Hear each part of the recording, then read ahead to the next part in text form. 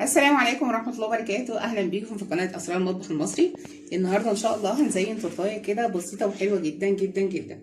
التورتة دي يا جماعة بتاعت ابني عبد الرحمن. النهاردة تم ال 16 سنة، كل سنة وهو طيب. النهاردة هنعملها له كده بحاجات بسيطة جدا، بس هتطلع معاكم نفس الشكل ده، حاجة كده تحفة.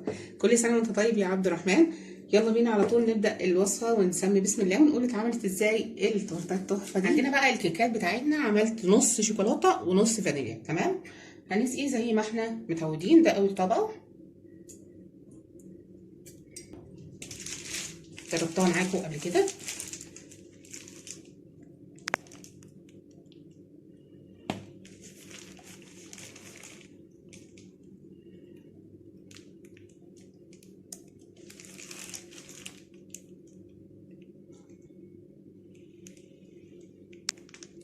هنساوي الكريمة بتاعتنا.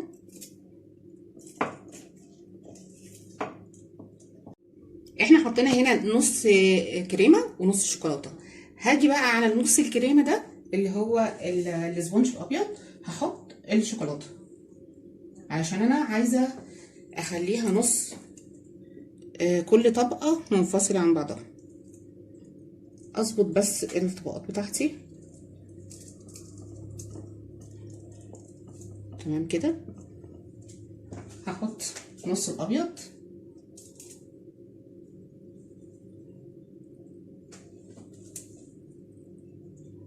بصوا الكيكه ما شاء الله مش مستحمله في ايديا. هنسقي شربات،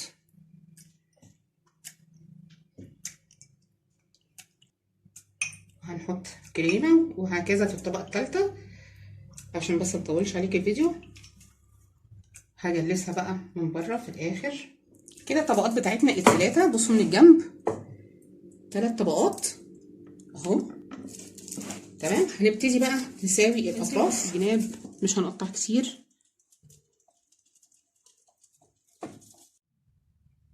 كده بقى هنحط الكريمه الاخرانيه، الطبقه الاخرانيه من فوق بعد ما شلنا ونضفنا كل حاجه.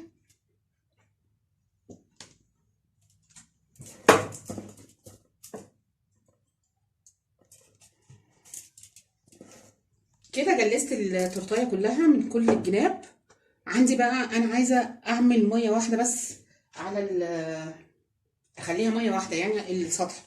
عندي الحاجه حاطه فيها ميه سخنه، واحط فيها الاسباتيولا وهمشي على الوش علشان يكوي لي الكريمه. تمام،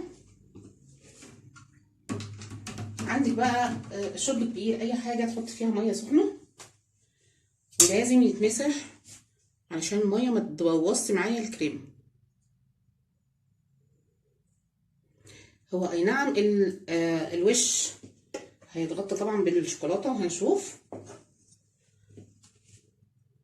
بس انا عايزاه يبقى ميه واحده عشان ايه الشوكولاته لما تيجي الصوص بتاع الشوكولاته ما ياخدش مطبات او يبقى فيه خربشه كده. عايزاها تبقى ميه واحده من كله. تمام، بس كده هحطها بقى ايه في الفريزر لحد ما الكريمه بتاعتي تجمد. بصوا بقت ميه كلها ميه واحده لحد ما تجمد. وبعد كده ندي بقى الوش النهائي، الفينش النهائي بتاع التورته بتاعتنا. بس هو ما شاء الله الله اكبر، يعني تورتايه الله اكبر عليها 30 في 40 او ازيد كمان.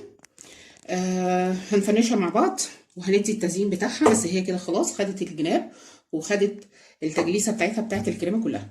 هحطها في الفريزر تجمد ونكمل بعد كده.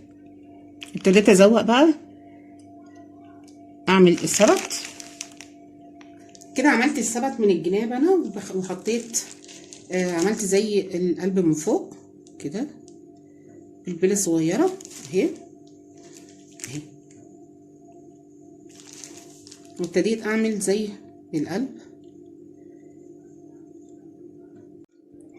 عملنا كده الكريمة على الجناب. بصوا الشكل تحفة، ابتدى يظهر. تمام، هاخد برواز من النص علشان الصوص بتاع الشوكولاته، وكمان الجناب هديها مكسرات عندي بقى التزيين بقى من فوق. بصوا انا قسمت التورتايه، النص اللي في النص ده هنعمل فيه صوص شوكولاته عشان نكتب عليه، اما الجناب عندي بقى اي نوع بسكوت حابه تعمليه.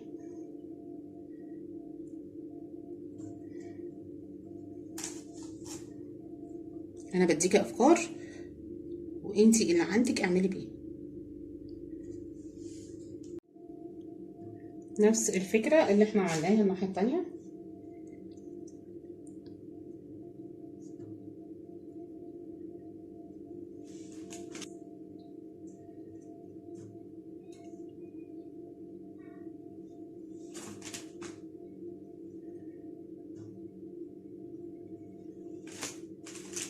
زي ما قلتلك اي نوع عندك ما توقفيش كده. عملنا البسكوت. بصوا البسكوت من الناحيه دي ومن الناحيه دي. عندي بقى الكريسبي شوكولاته، احط على الجناب كده صف كريسبي بني. تمام.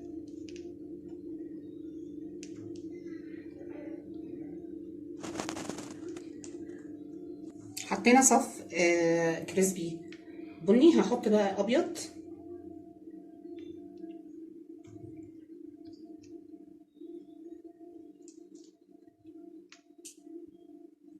وانا بحطه بدوس عليه شويه عشان يثبت في الكريمه بتاعتي. بصوا بعد ما حطيت الكريسبي والبسكوت عندي ده الحجر بتاع الشوكولاته. بصوا الشوكولاته اهو، مفيش مشاكل، احنا كده كده هنحط الناحيه دي اهو. بصوا ده الوان تحفه، هيدي شكل معاكي حلو جدا في التورتايه، بس هرصه بشكل عشوائي. مش حطيت بقى الحجر من فوق اهو زي ما انتم شايفين. بصوا شكلها بقى تحفه تحفه جدا، مثلثات. حبيت بس قد الشكل النهائي. لا استنوا كده، ايوه